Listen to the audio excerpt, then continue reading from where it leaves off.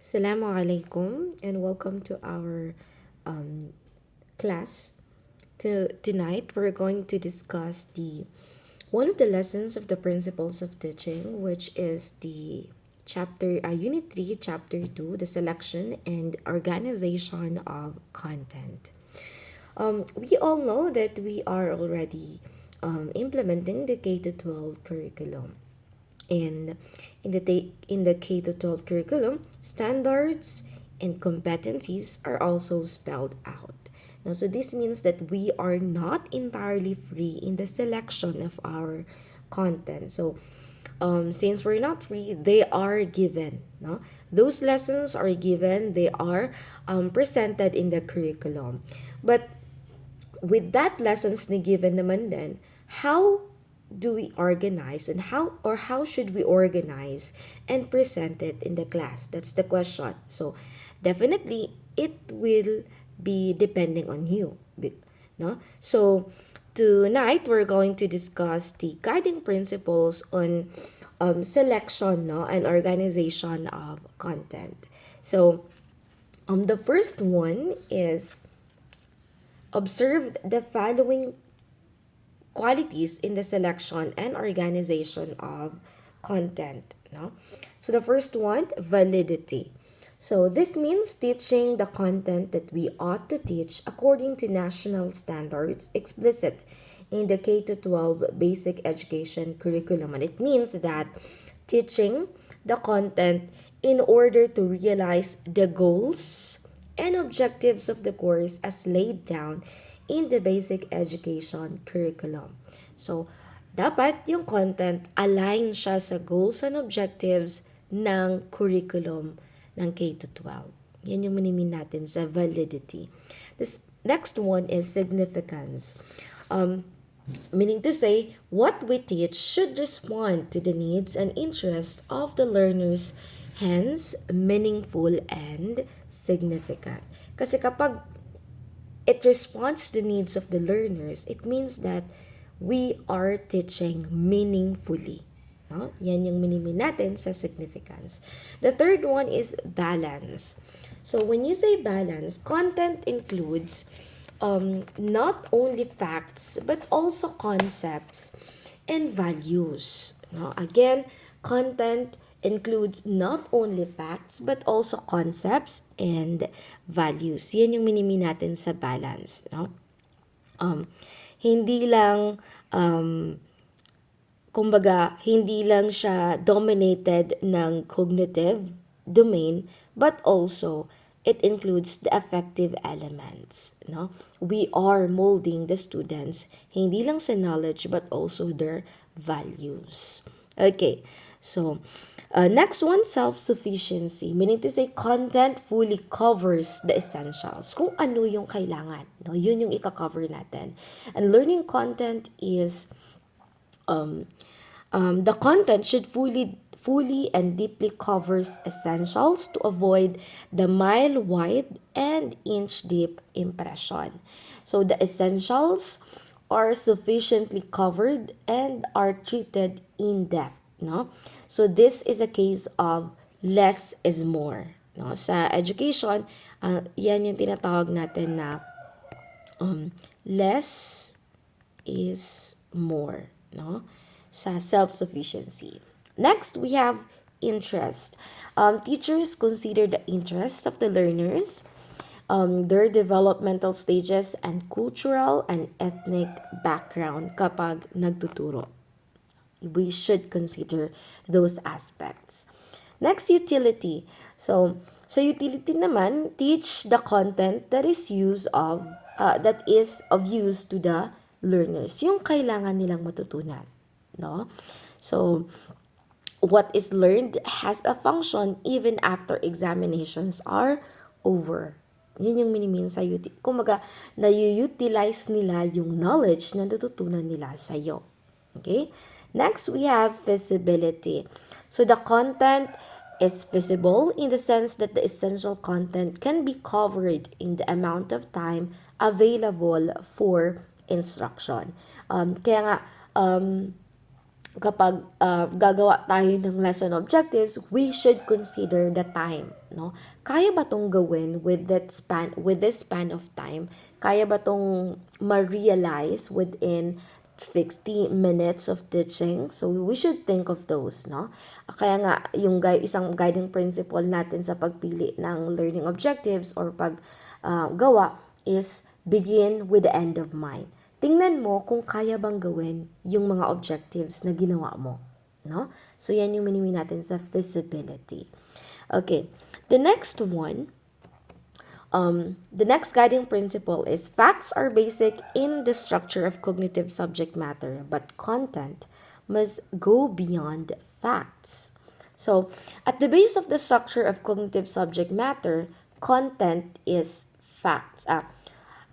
Subject matter content is facts. No, we can't do away with facts, but be sure to go beyond facts by constructing an increasingly richer and more sophisticated knowledge base and by working out a process of conceptual understanding. So here, teachers can help students by first providing opportunities for experimentation. So, ikaw na teacher, involve your students with experimentation ng mga activities. No? In that way, they will really learn. No? And your subject, your lesson will really remarkable for the students. Next, presenting the ideas of others. So, ikaw na teacher, hindi lang yung ideas mo, yung ipapresent mo, but yung ideas ng mga students. That is why it is important to ask your student or meron kayong engagement or interaction, no, while you are discussing the lessons. Because you never know what are the ideas of your students, no? Kasi ikaw na teacher, we should realize na we the teachers are not just only teaching, but also we are also learning from our students. Next, emphasizing conceptual understanding. Instead of letting them memorize all the details, emphasize understanding. Do really na-understand ba talaga nila yung lesson or not? Or they're just memorizing it, no? So, please emphasize conceptual understanding. Okay. So here are some specific strategies that you can help develop conceptual understanding in your students according to Ormrod 2006. First one is organize units around a few core ideas and themes. Next, explore each topic in depth. For example, by considering many examples, examining cause-effect relationships, and discovering how specific details relate to more general principles. Next one, explain how new ideas relate to students' own experiences and to things they have previously learned. No. Next one, show students. Ipakita mo sa mga students, no? Through the things you say. So, the assignments you give and the criteria you use to evaluate learning. That conceptual understanding of subject matter is far more important than knowledge of isolated facts. No? Yun yung minimi natin sa show students. Ask students to teach to others what they have learned. Yan yung tinatawag natin na peer mentoring strategy, no? Mentoring. Kung sino yung magaling na student, let him or her mentor, no? Yung kaklase niya. Kasi in that way, hindi mahihiya yung students or yung mga estudyante. But still, it depende, no? Kasi iba-iba na yung character yung mga students. If they find it okay na okay yung peer mentoring, idea ng peer mentoring, then do peer mentoring.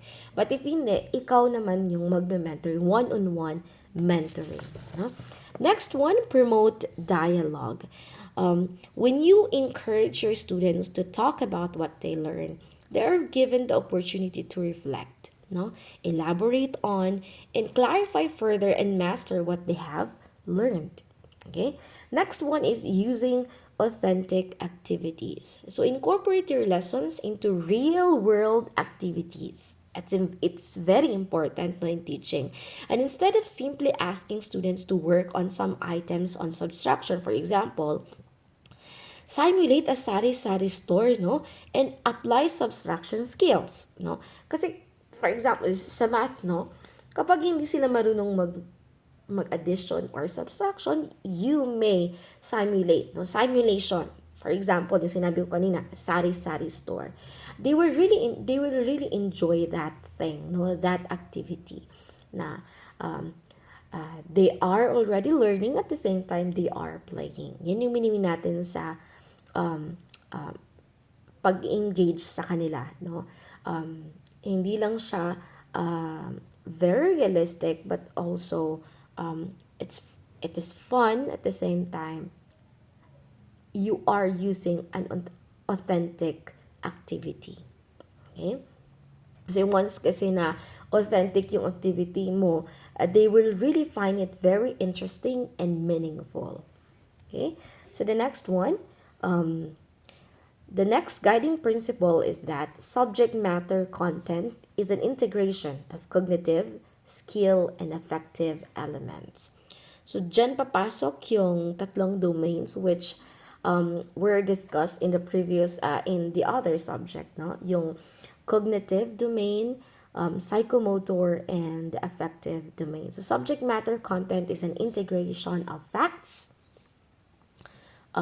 concepts, principles, hypotheses, theories, and laws, thinking skills, manipulative skills, values, and attitudes. So, yan yung minimin natin sa third principle. So, when you say cognitive, yan yung minimin natin dyan, no? Okay. So, under the cognitive, yeah, dyan is a fact, concept, principle, hypothesis, and theories, and then laws. And sa skills naman, we have the thinking skills, divergent skills, convergent thinking, and problem solving. Okay.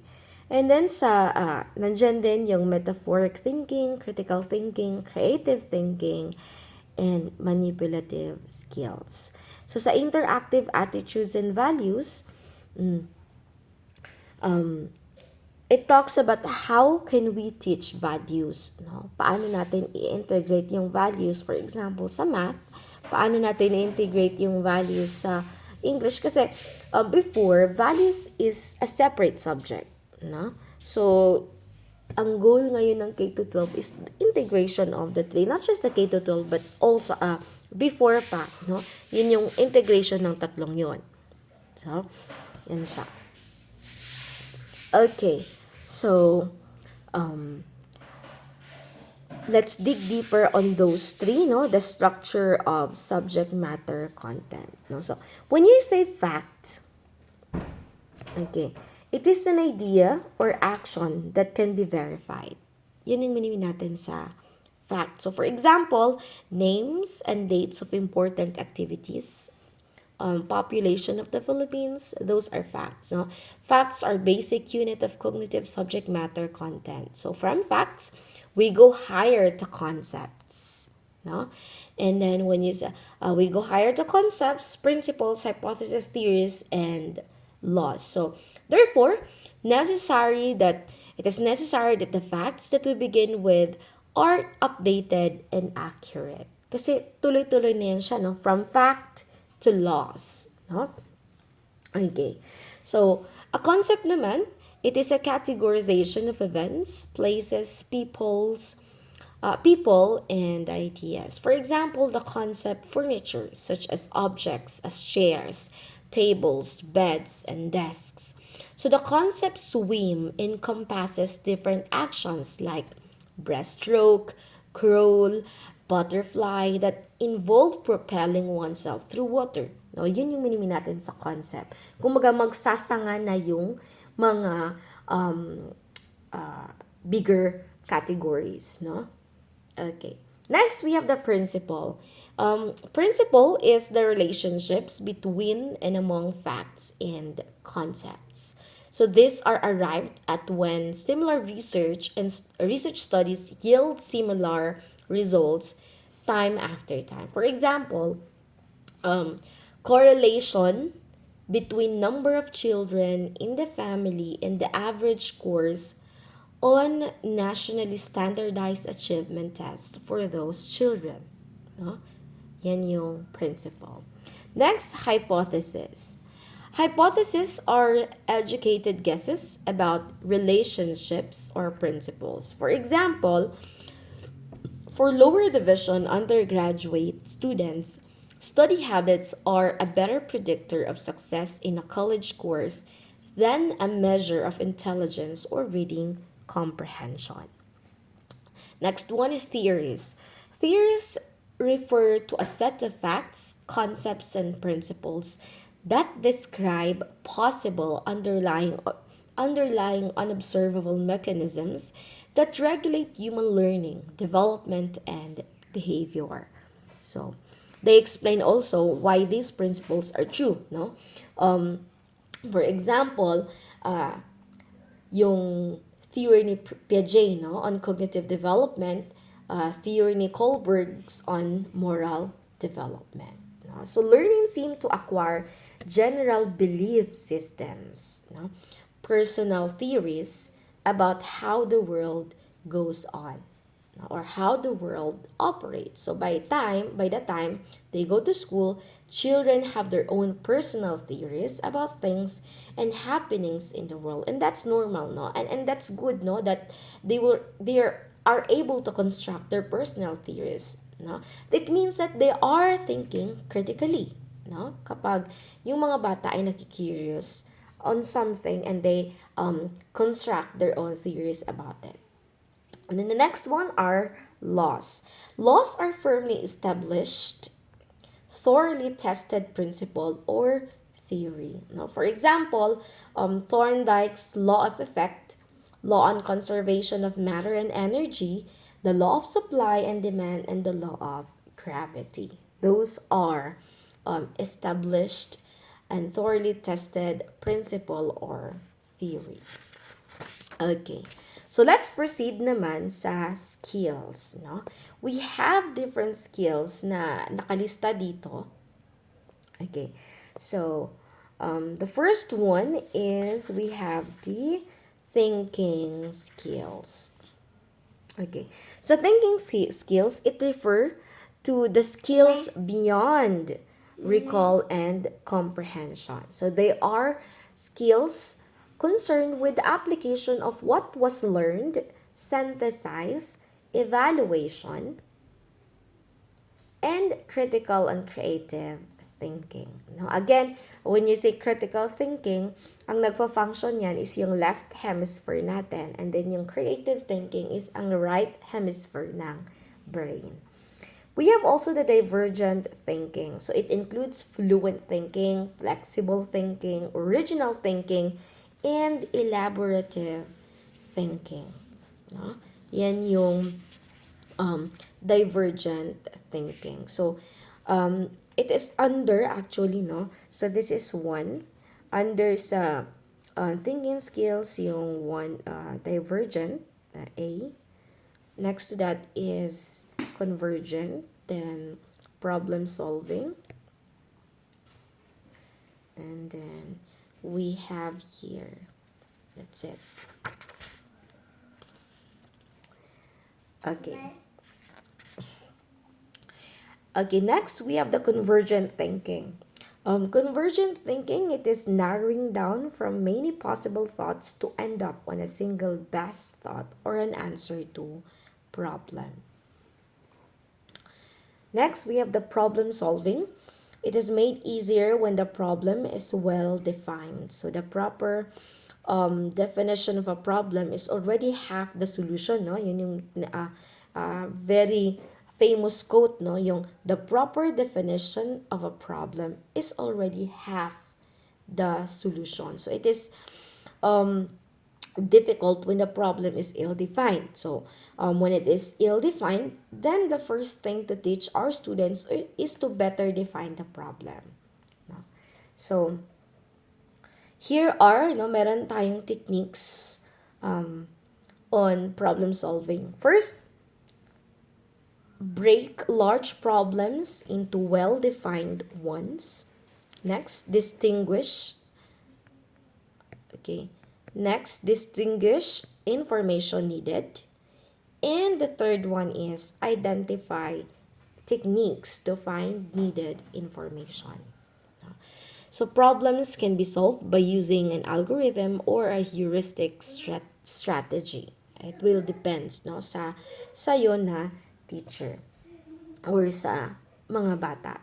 Next, we have the metaphoric thinking. It uses analogic thinking, a figure of speech, where a word is used in a manner different from its ordinary designation to suggest or imply a parallelism or similarity. Next, we have the critical thinking.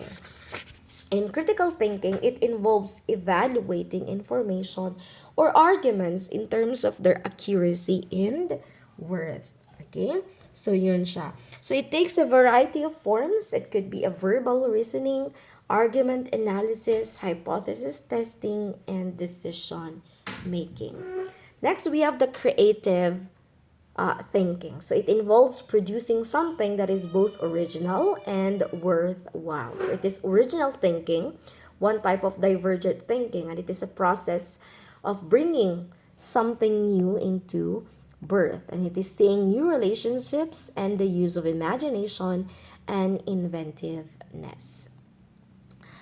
Okay. Next, we have manipulative skills. Sa manipulative skills naman, learning of manipulative skills begin with naive manipulation and ends up in expert and precise manipulation. No? So for example, operating a computer, mounting specimens on the slide, and mixing chemicals and others.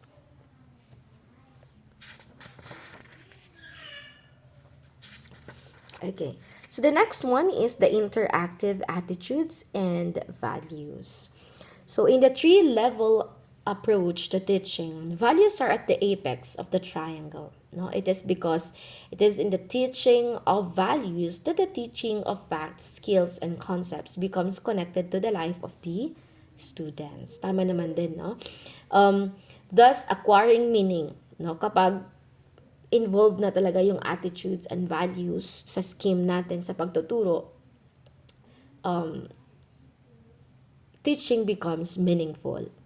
And then, without the value level of teaching, we contribute to the development of persons who have big heads but tiny hearts. So we contribute to the formation of intellectual giants but emotional dwarfs. So it is very important to teach in attitudes and values. So how can we teach values? No,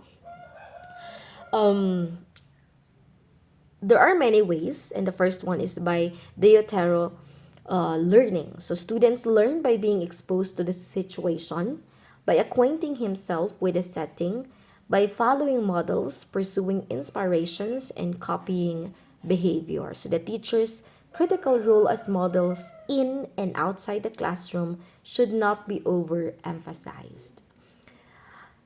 Next is by positively reinforcing good behavior. And next, by teaching the cognitive component of values in the classroom. So those are ways on how to teach values in the classroom. Okay, so I think that would be all for this lesson. So I hope you learn from this the selection, guiding principles, and the selection and organization of content. So I think that would be all. Thank you for listening.